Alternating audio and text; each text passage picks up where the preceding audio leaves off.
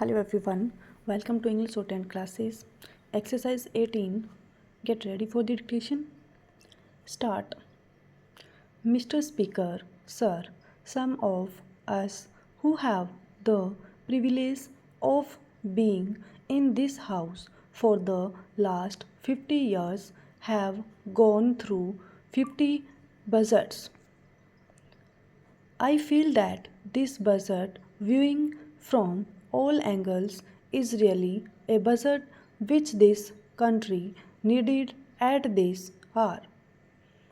When there is widespread inflation all over the world and every country is struggling to reduce it, and also when there was almost a shadow of recession in this country, and there was a heavy rainfall which led to good crop and agriculture produce prices were going down. At this juncture, a budget with maximum investment, minimum taxation, and less deficit as compared to the past few years is a budget that is really a powerful fillip to economic growth, savings, and more investment both in industry and agriculture.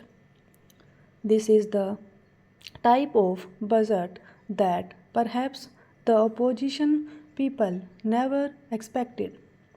There is some criticism here and there about taxation and excise duties.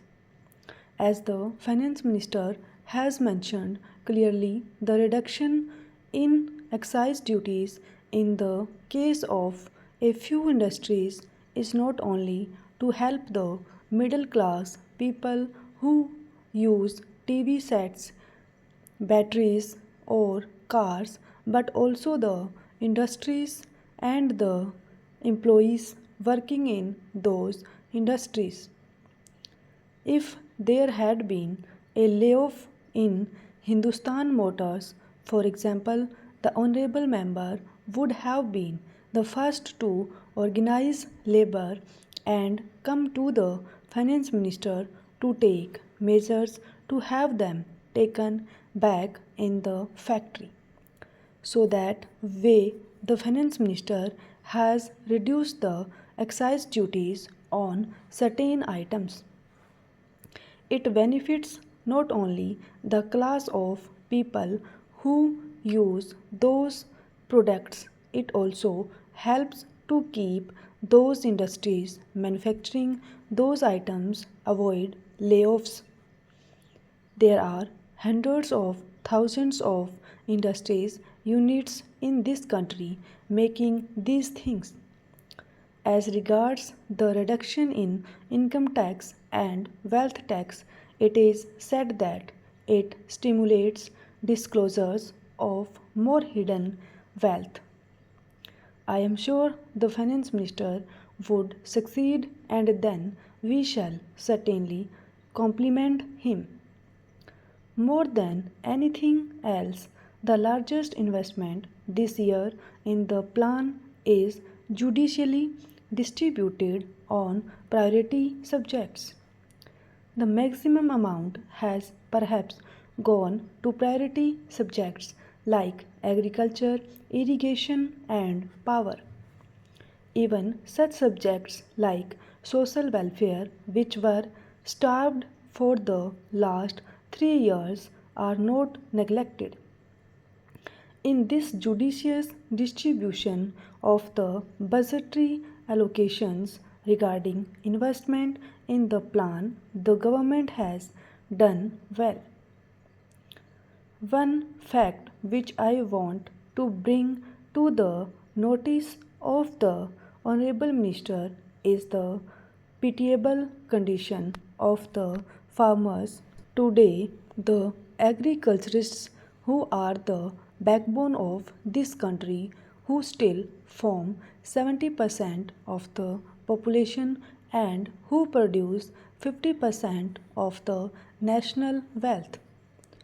Whenever the authorities wanted to hold the price line, the victims have always been the farmers. If the price line is horizontal or vertical, you could hold it, but it has always been a curved line. So the victims have always been the farmers. In the emergency situation, rains also started. There were unexpected heavy rains all over the country. I have been associated with agriculture since the last 25 years as Deputy Minister here and later as a minister in my state. I have never seen a good year as far as rainfall is concerned as last year. It was a year which might not repeat itself. There was no scarcity of rain at all in any part of India. It was only excess rain here and there which has spoiled the crops because of floods everywhere. Of all the experienced people in agriculture, the finance minister has got a very good background in agriculture. When he was in charge of food and agriculture ministry, he had introduced the hybrid seeds and he gave a fillip to the use of technological know-how in agriculture.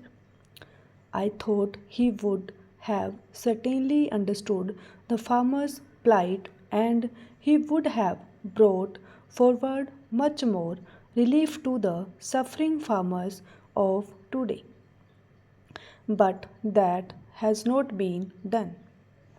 In the agriculture line, out of a cycle of 5 years, it is said 1 year will be good, 1 year will be bad, 1 year will be neither good nor bad, and 2 years are indifferent. So, in a cycle of 5 years, there will be one good year only. When the farmer gets good crops during that period of 1 year, he suffers. What are the prices of cotton, oilseeds, food grains, etc. today? Those were the years when the prices of these agricultural commodities had increased more than 100%. I can give you the prices of certain agricultural products that are sold today. That is the position obtaining in oil seeds and various other commercial commodities also. When the prices have come down, the farmers have no money to buy other essential commodities, and this is the state of affairs. From the beginning, Planning Commission has also been advising the states to tax the rural sector. They thought that there were rich people in the rural areas and they should be taxed. Stop.